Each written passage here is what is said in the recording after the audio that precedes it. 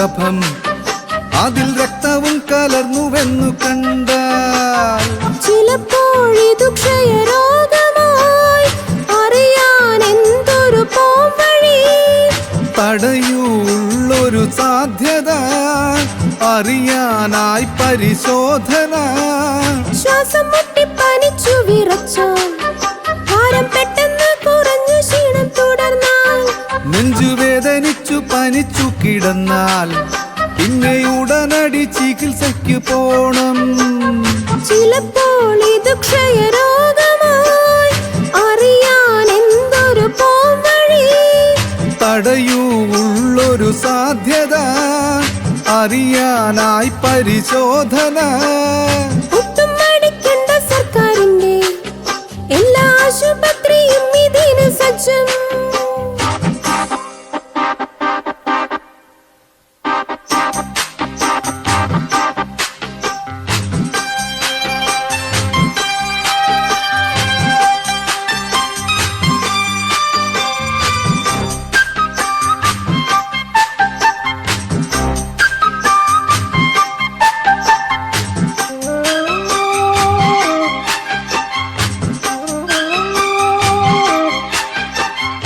അറുപത് കഴിഞ്ഞവരാണോ നിങ്ങൾ? വൃക്കരോഗം, മദ്യപാനം, പുകവലി, ശ്വാസകോശ കരൾ രോഗം, പ്രമേഹവും വീട്ടിൽ TB ഉള്ളോരാരെങ്കിലും കഴിഞ്ഞുവോ?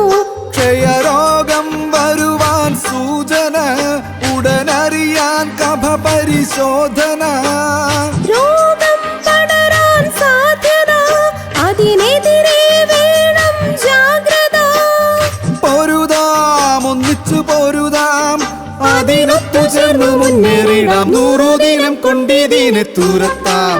വന്നു ക്യാമ്പുകളിൽ പങ്കെടുത്തു മടങ്ങാം. രോഗമില്ലെന്നുറപ്പിച്ചുറങ്ങാം. ക്ഷയരോഗമുക്തമായിടട്ടെ ലോകം.